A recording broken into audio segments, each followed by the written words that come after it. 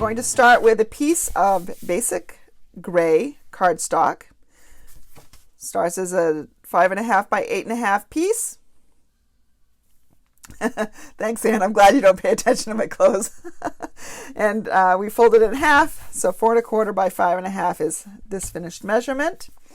I have a piece of white cardstock that is probably 3 3/4. 3 1/4 by, let's measure it here, 3 1/4 by 4 3/4. That's going to go on the inside of my card. I'll do that last. And I have a piece of basic gray that's going to be where I'm stamping on. And then I don't need the purple anymore. I have a piece of Pool Party that I need to actually cut down. So this is my piece of basic gray, and I want a 1/4 inch allowance beyond that. So this measures 3 by 4 1/4. So I want 3 1/4 by 4 1/2 on this piece of Pool Party. And I see that I was measuring a little bit off camera, sorry, but oh shoot, I just remembered. I just forgot. So 3 1/4, such a short-term memory here. 3 1/4 by 4 1/2. So I wasn't going to cut this down until you told me I should. Deb told me I should, so. Okay.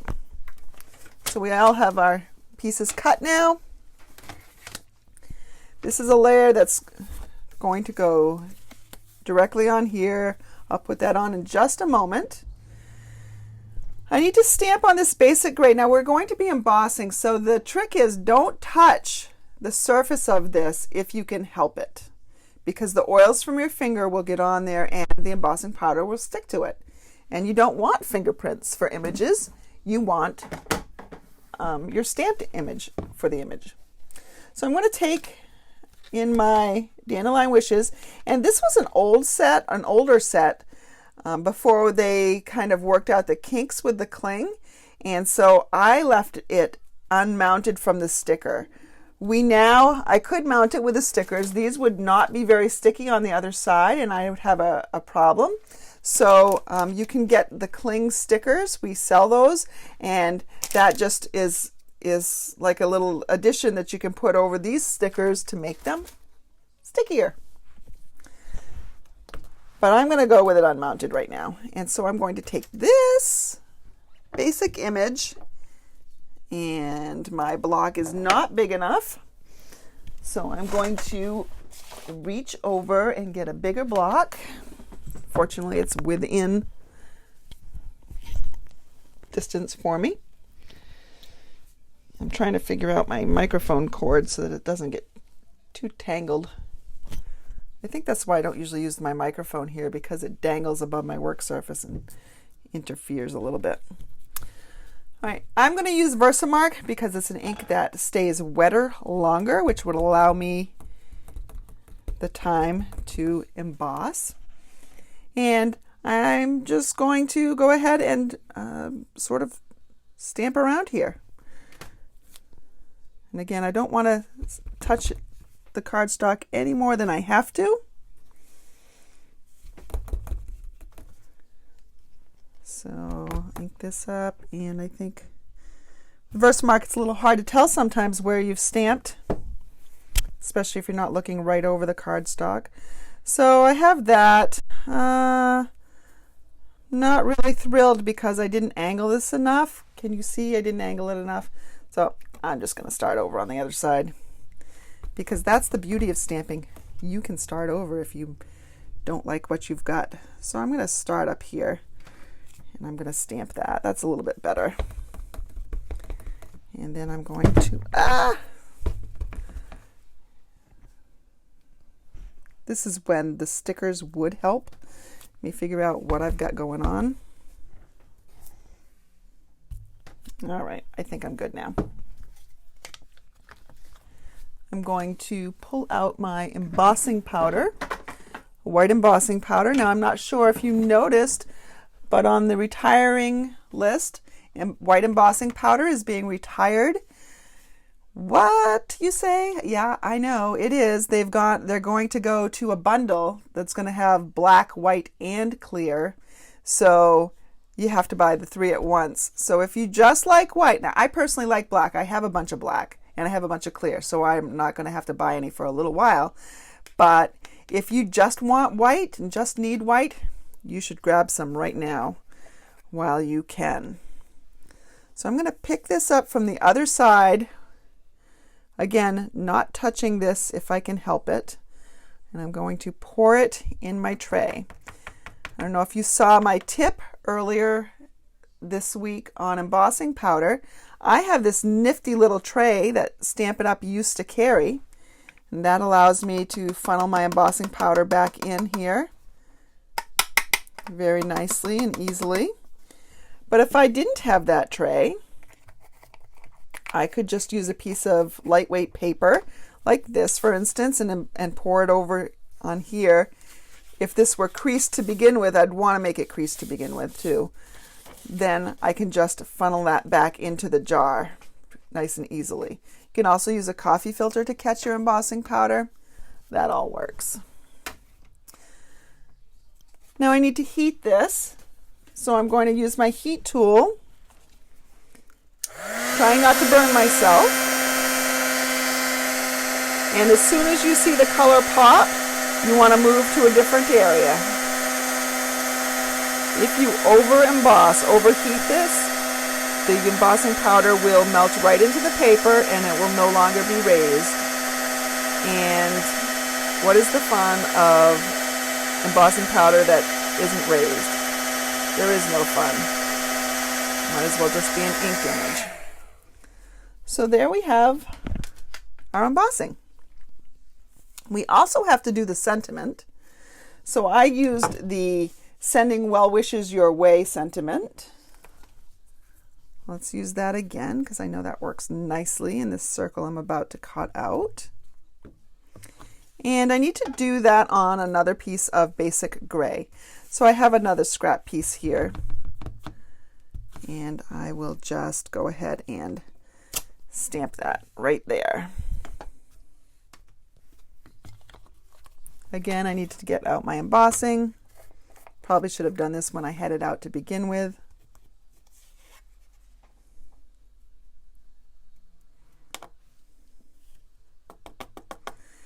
And there we go. Now, if you see any little strays, all you need is a little paintbrush, and you can very gently take that off.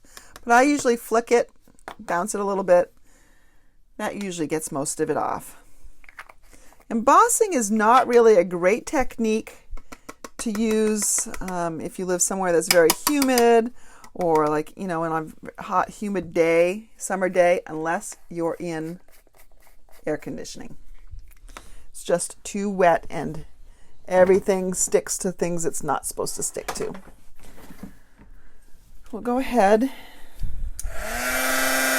emboss this, or heat it. So embossing powder really is just fine plastic particles that melt when heated. So I had some strays. I think I actually blew on it, but that's all right. I'm not going to worry about that. Now we need to go ahead and we need to cut our layers using our Stampin' Cut and Emboss machine. If you can see this one, there's stitching right in there. It looks so pretty. That is from the stitched shapes, and I believe it's the second circle here.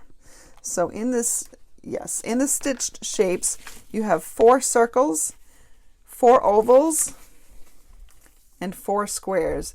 These are great for sentiments. Really, really great. I'm also going to use my layering circles, which are not retiring, I believe. And that's where the scallop comes from. So I'm going to find the scallop that was used. I think it's not this one. I just have to kind of match them up. It's this one, I think. Let me see. Let me see which one I like. Nope, it's this one. So it's just a little bit bigger than the circle. So we'll get out my Stampin' Cut and Emboss machine. Open it up. And again, I need a number 1 plate, a number 2 plate, directions are right here, a base plate, and then what's going over the top of them. And so my sentiment is getting cut out with a circle. I'm going to line that up there as best I can. Looks pretty good. And this is the piece that goes, that's the layer between the basic gray layers. And I'm actually going to just cut that out of the middle there so that I can go ahead and save some paper. Let's see, just adjust this a little bit. Put that over there. And then I need a number 3 plate on top. Take care not to move this. I'm laying it down. Run it through.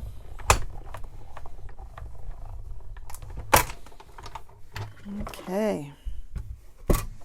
There we go. Let's get my Stampin' Cut and Emboss out of the way.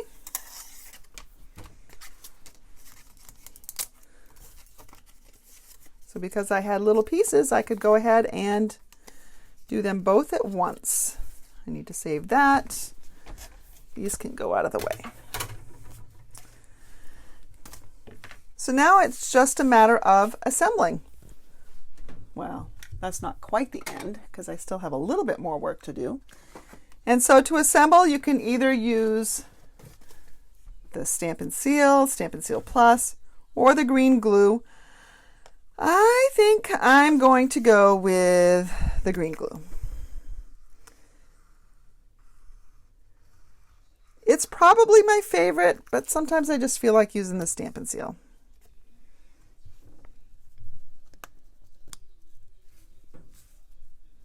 I'm making sure my corners are matched up, my edges,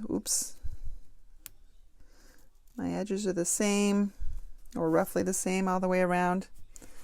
There we go. I'm going to adhere my sentiment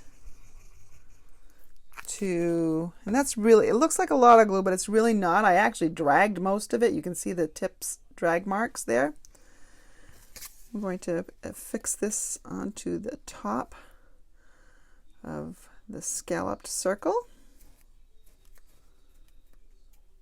And then I need some dimensionals on the back of that, just to make that stand out a bit. I'm going to keep it balanced by using 3. And I know I want it to go off the edge a little bit. So there we go. And we'll affix this onto the card.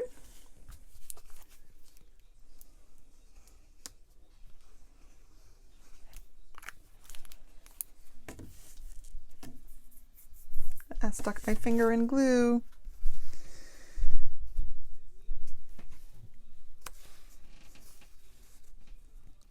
One of the ways I could have dressed this up a little bit more would have been to stamp with Versamark onto this basic gray and just let it be, so it gives a tone on tone look. Now that's pretty just as it is, but we're not done.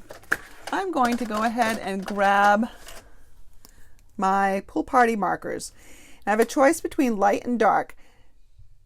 I believe that the light is really very light to show up on the white embossing. The color is always going to appear a little bit lighter on embossing.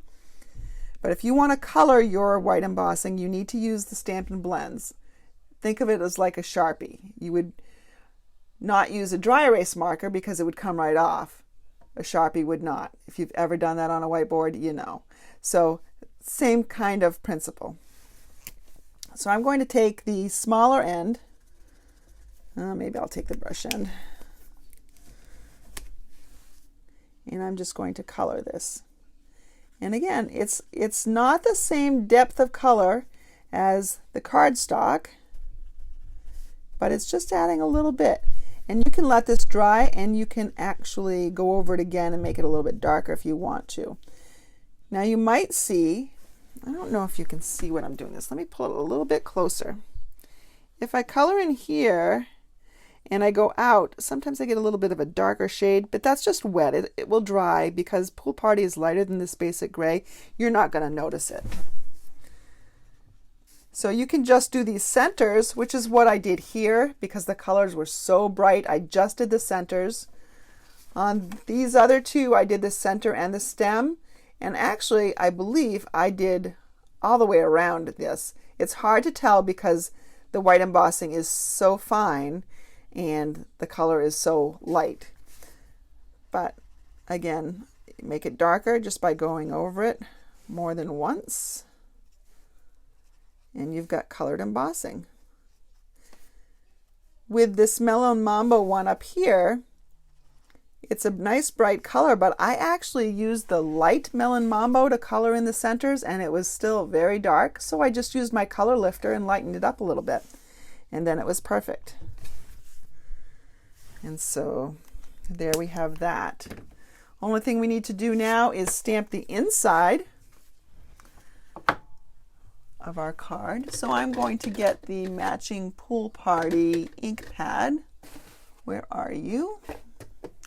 I have my ink pads alphabetized by color family, so it's easy to find generally. So I'm going to bring my scrap piece of paper in here because I'll probably stamp off some and just add that to the bottom. Just a little bit of interest there.